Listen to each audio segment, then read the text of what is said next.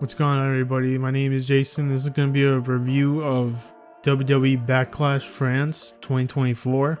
Before I start the review, I would like to know what were you guys' favorite matches of the night, what you think of the pay-per-view overall, and let's get started with this review. So, the first match was Randy Orton and Kevin Owens versus Solo Sikoa and Tama Tonga.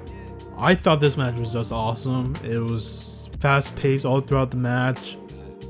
Action-packed all the way, some hard-hitting moves with kendo sticks, and they fought everywhere. It was just so awesome. I liked the beginning part where they were fighting.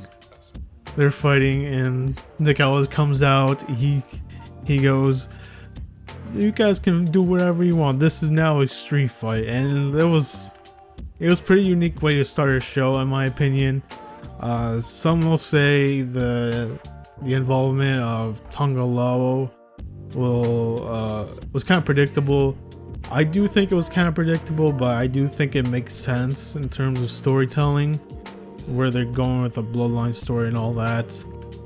Overall, I really loved this match. It was pretty good. I wouldn't say it was the best match of the night, but I think it's pretty damn close to number one, in my opinion. So yeah, to me, this was a great match. I loved it, and it was just awesome. The next match of the night was Bayley versus Naomi versus Tiffany Stratton. Pretty decent match. I definitely think I like more and more I see Bayley, I like her more. Tiffany Stratton was just awesome in this match. She's definitely a future women's champion for sure. She's always impressed me. I didn't see her much when she was NXT because I just wasn't interested in NXT 2.0, so that's why I just kind of didn't really care about her. But overall, a decent match. I think it could have been better if it was just maybe like 5 minutes longer, because it just felt kind of, I don't want to say rushed, but I feel like it just didn't get to that next level, I guess. So the next match was Damian Priest versus Jey Uso. I definitely liked this match because I definitely thought they were gonna actually put the title on Jey. It would have been really cool if they actually did, but predictably, Damian Priest just won the title, so it was very predictable that he was gonna retain. But I definitely liked the match. I feel like the involvement of the Judgment Day kind of ruined the match. Just too much outside interference to kind of ruin the match for me. Kind of the pacing of it. Jey Uso, man, to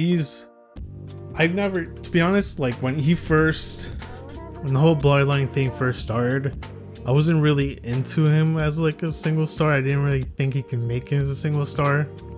But seeing him like this pay-per-view and how he wrestled, the past year, I really think like Jey Uso has really grown on me. So this was a great match, but yeah, the outside interference didn't really work for me. But yeah, a pretty decent match to this pay-per-view, so I liked it. The next match of the night was Jade Cargill and Bianca Belair versus the Kabuki Warriors, and pretty decent match. I feel that since Jade Cargill has come to WWE and they're training in WWE, I definitely feel like she's improved in the ring compared to when she left AEW. I know some people will say like there's not really a difference, but I really do think there's a difference, because she seems, in this match, she just seemed more confident in the ring. In AEW, she kind of seemed like she didn't know what she was doing half the time in the match. So she's really improved. Kind of negative of this match was that some parts were actually a little sloppy, and it just felt like the chemistry between the two teams just kind of went off a bit. But a pretty decent match. It was a good moment to see Jade Cargill and Bianca Belair, which I'm hoping this team will eventually end up being rivalries. and we'll see Bianca Belair versus Jade Cargill. So yeah, this was a decent match. Could have been better, but yeah, I still liked it. So the final match of the night, AJ Styles versus Cody Rhodes for the championship. I thought this match was, I felt like it could have been better a little bit, but I still love what we saw. AJ Styles is the type of wrestler for me that he can have good matches with just about anybody. That's how great he is. And seeing him like the first title defense for Cody was really good. I don't remember much about the match. I remember there was one move AJ did on him where it was like suplex on the ramp, not on the ramp, on the apron. And yeah, overall the match was good. I definitely felt, because there was no way Cody was gonna lose his belt. There was no way, and so it was kind of felt very predictable. But at the same time, I feel like they made the most of it. It was back and forth all the way. It was action packed. Yeah, nothing much to say about it. Yeah, overall the pay-per-view definitely felt